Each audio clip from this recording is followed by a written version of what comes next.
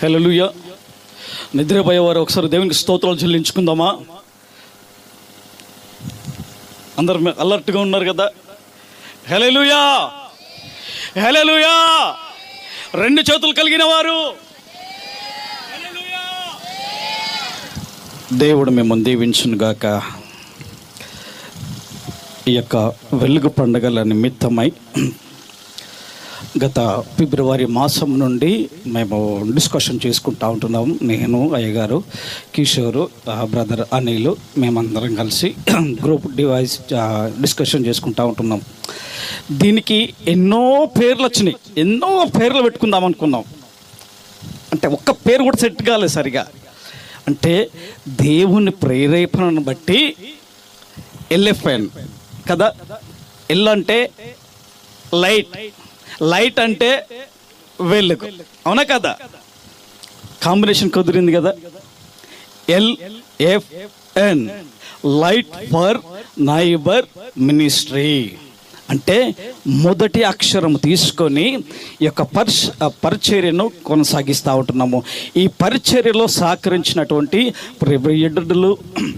ప్రియబిడ్డలు అనిల్ కావచ్చు, లేకపోతే కిషోర్ కావచ్చు, బ్రదర్ ఎలీషా గారు కావచ్చు. మరి ప్రతిరోజు మనము పండగ చేసుకోవాలంటే ఎంత ఖర్చు అవుతుందండి చెప్పండి? ఒక ఓని ఫంక్షన్ చేసుకున్నాం అనుకోండి, ఒక 30,000 నుండి ఒక 50,000 వరకు ఖర్చు అవుతూ ఉంటుంది. ఈ పండగ ఖర్చు ఎంత అవుతుంది తెలుసా?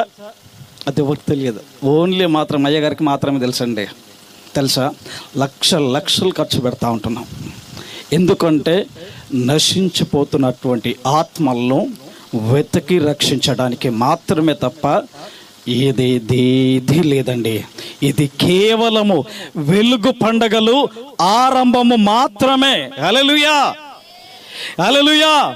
ఇది ఆరంభము మాత్రమే.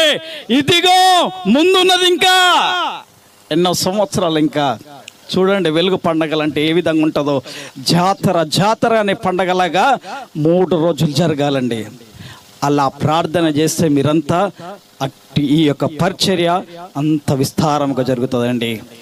దేవుడు అయ్యగారు నేను అనుకుంటానంట, బైబిల్ను తీసుకున్నాడేమో అనుకుంటాను. అయితే ఆది కాండంలో 1వ అధ్యాయము 3వ వచనంలో చెప్తా ఉంటాడు, దేవుడు ఈ వెలుగును కమ్మంటే అయిపోయింది, వెలుగు అయిపోయింది. అదే యోహాను సువార్తకు వస్తే ఇదిగో యేసుక్రీస్తుల వారు నేనే ఈ లోకానికి వెలుగై ఉన్నాను అంటున్నాడు. ఎవరికండి? అక్కిరాజు దిబ్బక